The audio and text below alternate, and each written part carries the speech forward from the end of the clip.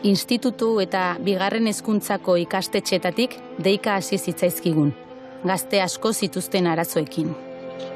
Hasieran, konfinamenduagatik, ezin izan genien behar bezalako harretarik eskaini.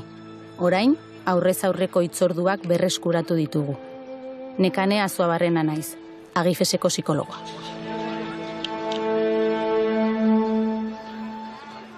Guregana etortzen diren gazteak gaur egun dauden gaitzekin erlazionatuta daude, bai ansiedade arazoak, bai suizidio saiakerak, bai depresioak. Gaztei pandemiak eragin die eta asko eragin die.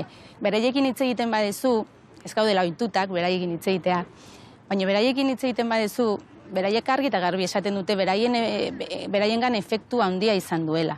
Nik uste komunean daukatena da izugarrizko beldurra eta ez jakintasuna.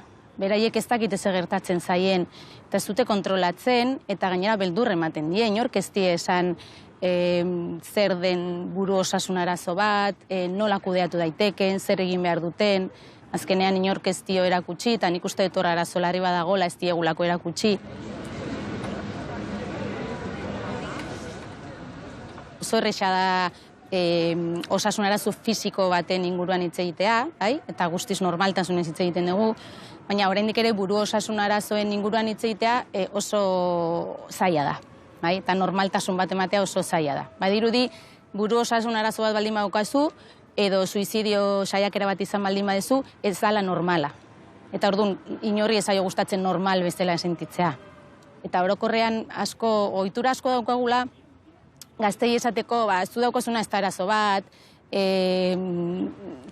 hori pasako zaizu, eta hori beraientzat arazo bat baldin bada kontutan hartu behar da. Nik uste komunikatzeko moduak aldatu behar direla. Eta azkenean gazteak dira, baina eta beraien bizitza azkenean moldatzen ari dira heldutasun batera iristeko, baina, bueno, konfiantza pixka bat eman behar zaie baita ere.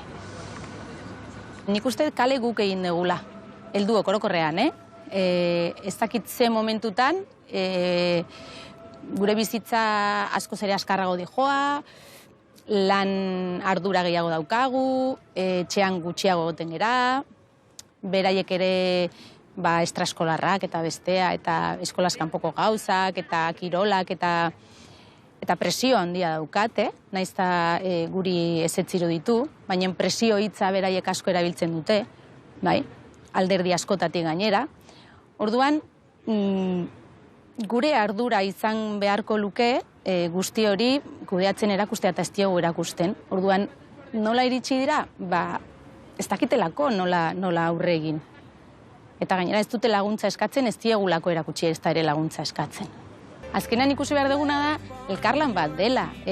Gurasoek alderdi bat landu beharko dute, ikastoletan edo eskoletan beste bat, profesionalek beste bat, komunikabideek beste bat, azkenean gazteek laguntza behar dute.